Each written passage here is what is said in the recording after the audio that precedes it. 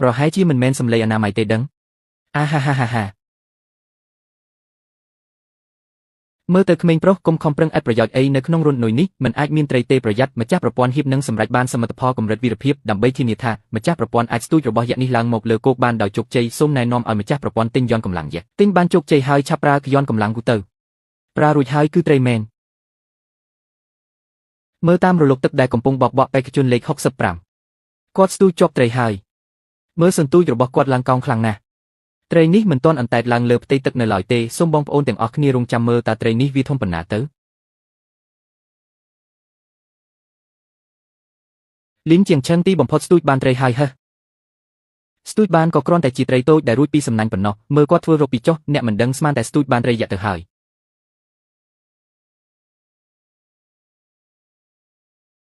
យូរម្លេះហើយនៅមិនទាន់ស្រង់ឡើងមកទៀតតើត្រីនេះវាធំប៉ុណ្ណាទៅណា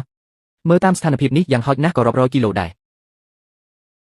ត្រីដែលបេក្ខជនលេខ65ស្ទូចបាន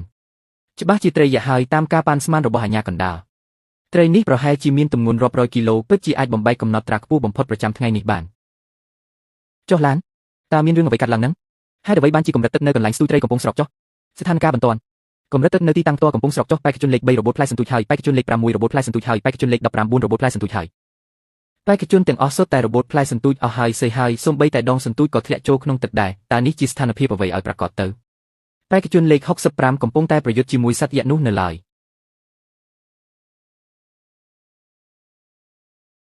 ហើយទៅឲ្យឆ្ងាយទៅ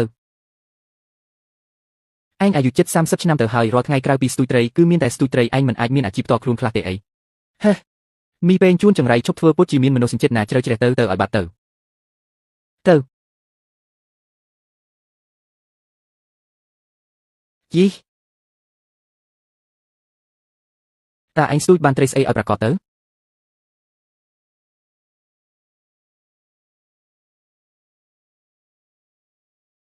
តើវាតាក់ជាប់នឹងស្អីឲ្យប្រាកដទៅស្មានមិនដល់ថាវាធ្វើឲ្យត្រីរបស់ខ្ញុំរបូតចេញពីសន្ទូចអស់រលីងអេហេតាមពិតគឺតាក់បាត់សោះខ្ញុំនិយាយហើយតើត្រឹមតែមនុស្សអន់ដូចជាឯងតើអាចស្ទូចបានរបស់ធំដុំស្អីទៅ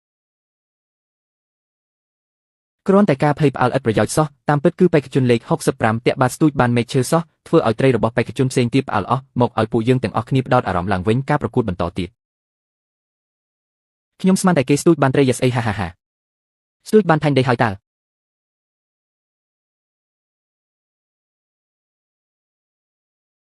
ឯងនេះគឺតាក់បាត់ហើយកុំបង្កការរំខានទៀតអីបើឯងនៅតែបែបនេះតើឲ្យពួកយើងប្រកួតយ៉ាងម៉េចទៅឯងដឹងស្អីទៅប្រព័ន្ធត្រីមួយក្បាលនេះធំណាស់ទោះបីជាខ្ញុំប្រើឈុតកម្លាំងខ្លាំងក៏នៅតែស្ទូចមិនឡើងដែរតើត្រូវធ្វើដូចម្តេចម្ចាស់ប្រព័ន្ធអាចទិញឈុតកម្ពូលកម្លាំងហិមាកំណែ Pro Max ប្រើឈុតនេះម្ចាស់ប្រព័ន្ធនឹងមានកម្លាំងខ្លាំងក្លាឥតប្រៀបផ្ទឹមសូម្បីតែព្រះច័ន្ទក៏អាចស្ទូចឡើងមកបានដែរតើម្ចាស់ប្រព័ន្ធចង់ទិញដែរឬទេចុះមិនក៏ឯងមិនប្រាប់ឲ្យលឿនជាងនេះចុះឲ្យខ្ញុំទិញអាចចំនួនធម្មតាធ្វើអីចឹងតើម្ចាស់ប្រព័ន្ធចង់ទិញដែរឬទេទិញខ្ញុំមិនជឿថាស្ទូចអានឹងមិនឡើងទេការទិញឈុតកម្ពូលកម្លាំងហិមាបានជោគជ័យឈុតកម្ពូលកម្លាំងហិមាត្រូវបានប្រើប្រាស់ហើយឡើងមកនៅពេលនេះបេក្ខជនលេខ95គាត់កំពុងបញ្ចេញកម្លាំងគាត់មិនមែនកំពុងប្រយុទ្ធតែម្នាក់ឯងទេគាត់មិនមែនតែម្នាក់ឯងទេឡើងមកមិនឡើងសោះអូនអញឈួតមែនទេខ្ញុំប្រាប់ឯងហើយថាអញស្ទូចជាប់របស់រារាំងហើយមិនទាន់ចប់ទៀតមែនទេ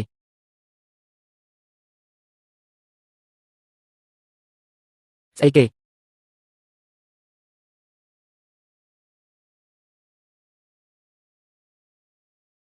គេនឹងអាងប់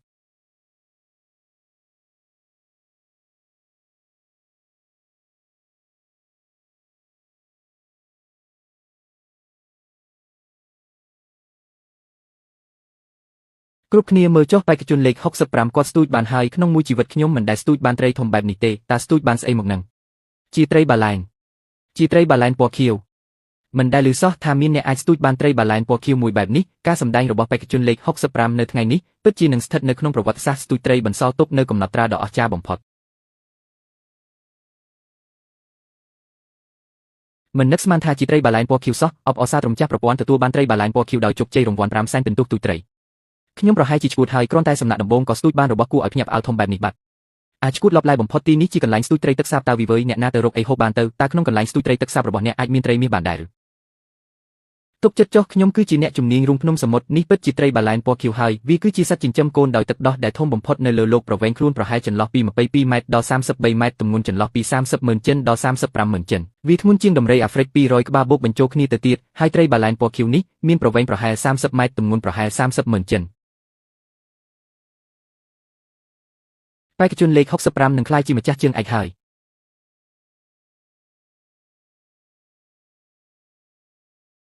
បេក្ខជនលេខ65នឹងក្លាយជាម្ចាស់ជើងឯកហើយមិនអាចទៅរួចទេដាច់ខាតគឺមិនអាចទៅរួចតើក្នុងកន្លែងស្ទូចត្រីរបស់នរណាអាចមានត្រីមាសបានទៅចៅឈិនជូនណែមានរឿងអីហ្នឹងចាងឆាវរឿងនេះខ្ញុំក៏មិនដឹងដែរមិនដឹងពួកឯងទៅមកទៅហាហាតើខ្ញុំហៅពួកឯងមកធ្វើអីហេតុអ្វីក៏មិនដឹងខ្ញុំប្រាប់ឯងទៅបើរឿងនេះដោះស្រាយមិនចេញទេខ្ញុំនឹងបោះពួកឯងទាំងអស់ទៅឲ្យត្រីស៊ីកុំអីអ្នកប្រុសឆេងវាមិនពាក់ព័ន្ធនឹងពួកយើងទេពួកយើងក៏មិនដឹងថាមានរឿងអ្វីកើតឡើងដែរខ្ញុំពិតជាមិនដឹងថាមានរឿងអ្វីទេឆេងឆាវបន្ធូរកំហឹងសិនទៅអ្នកប្រុសទោះបីជាស្ទូចបានត្រីបាឡែនខៀវក៏យ៉ាងម៉េចដែរត្រីធំបែបនេះគ្មានវិធីក្លឹងទម្ងន់បានទេបើមិនអាចក្លឹងបានក៏មិនអាចបញ្ចូលជាលទ្ធផលបានដែរគេមិនមែនជាគូប្រជែងរបស់អ្នកប្រុសតតែសោះនិយាយត្រូវហើយហីឯងស្ទូចបានត្រីធំយ៉ាងនេះតើមានប្រយោជន៍អីតើមានវិធីក្លឹងទម្ងន់វាដែរឬទេទោះបីជាត្រីបាឡែនខៀវដែលបេក្ខជនលេខ65ស្ទូចបាននេះពិតជាមិនធ្លាប់មានពីមុនមកមែនប៉ុន្តែយោងតាមបទបញ្ជានៃការប្រកួតប្រសិនបើគ្មានវិធីក្លឹងទម្ងន់ទេនោះគឺមិនអាចរាប់ជាលទ្ធផលនៃការប្រកួតបានទេនេះពិតជាគួរឲ្យស្ដាយណាស់ចង្រៃយកអញខំតែស្ទូចបាឡែនខៀវឲ្យបានចំណាយលុយអស់ច្រើនណាស់ដើម្បីទិញសម្ភារៈឥឡូវអញមកប្រាប់អញថាគ្មានវិធីក្លឹងទម្ងន់ទេប្រព័ន្ធ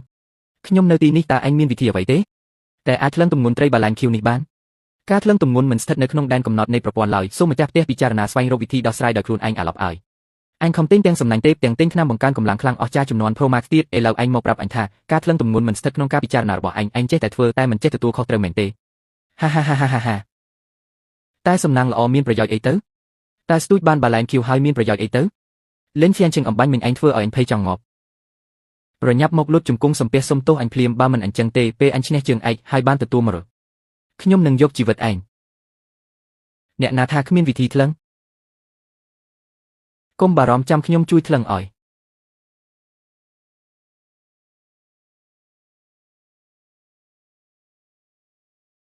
កុំបារម្ភចាំខ្ញុំជួយក្លឹងឲ្យតាចាស់នេះជាអ្នកណាចាងសាមនិយាយច្បាស់ហើយតើថាត្រីបាឡែនខៀវនេះមិនអាចក្លឹងបានទេគាត់នៅតែចង់ទៅក្លឹងទៀតអ្នកណាផ្ដល់សេចក្តីក្លាហានឲ្យគាត់ឬមួយគាត់ចង់លូកដៃក្នុងកេតមរតកដែលឪពុករបស់ចាងសាវទុកជឿក្លាហានមានប្រយោជន៍អីបើគាត់គ្មានចិញ្ចៀងធំដល់ថ្នាក់នឹងផងលោកតាកុំមកលេងសាច់អីត្រីបាឡែនខៀវនេះធំយ៉ាងនេះ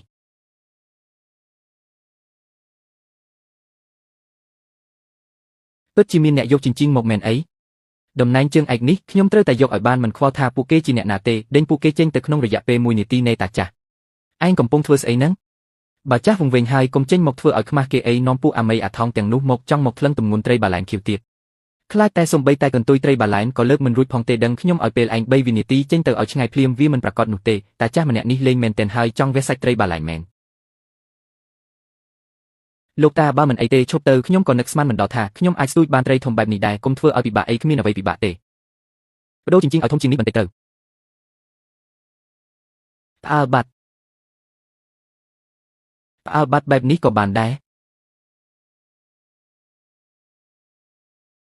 បាត់បែបនេះក៏បានដែរវាជាស្ទូចយន្តទម្ងន់លើកអាត់បលម៉ា4-500តោនលោកតាម្នាក់នេះច្បាស់ជាត្រៀមខ្លួនទុកជាមុនហើយឈប់សិន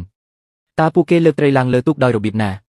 ពួកគេកំពុងធ្វើសញ្ញាសម្គាល់នៅលើជំហាននាវាគឺដើម្បីត្រាប់តាមលោកនាយករដ្ឋមន្ត្រីខៅឆងកាលពីសម័យបុរាណមែនទេទម្ងន់របស់ត្រីបាឡែនខៀវចិត្តនឹងត្រូវបានលាតត្រដាងហើយតើត្រីបាឡែនខៀវនេះធ្ងន់ប៉ុណ្ណាសូមឲ្យយើងទាំងអស់គ្នាទន្ទឹងរង់ចាំមើលជាមួយគ្នារង់ចាំម៉ែឯងស្អី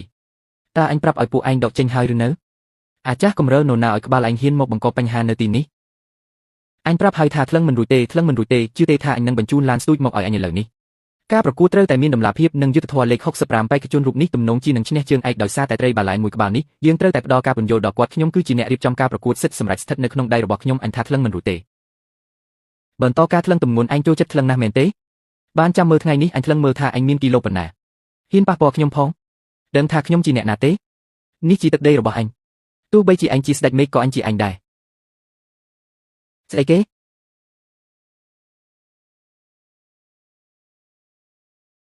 ខ្ញុំជាឪពុករបស់ឯងស្អីគេឪពុកគាត់មិនមែនស្លាប់បាត់ហើយទេអីមានរឿងអីហ្នឹងខ្ញុំមិនដឹងដែរខ្ញុំត្រូវបានបញ្ជូនមកដោយឪពុករបស់លោកឪពុកខ្ញុំស្លាប់បាត់3ឆ្នាំហើយឯងចង់ងាប់មែនទេ នៅចាំអីទៀតវីទៅល្អបំផុតលោកគួរតែមើលរបស់នេះសិនរបស់ស្អីគេបណ្ដាំមរតកត្រឹមត្រូវហើយលោកម្ចាស់ឆេងគាត់ជាអ្នកចូលចិត្តស្ទូចត្រីខ្លាំងណាស់បានធ្វើបណ្ដាំមរតកទុកមុនពេលស្លាប់អ្នកណាដែលឈ្នះការប្រកួតស្ទូចត្រីលើកនេះនឹងអាចបន្តវេនទទួលមរតកទាំងអស់របស់គាត់រឿងនេះលោកឆេងបានប្រកល់សិទ្ធឲ្យខ្ញុំជាអ្នកទទួលខុស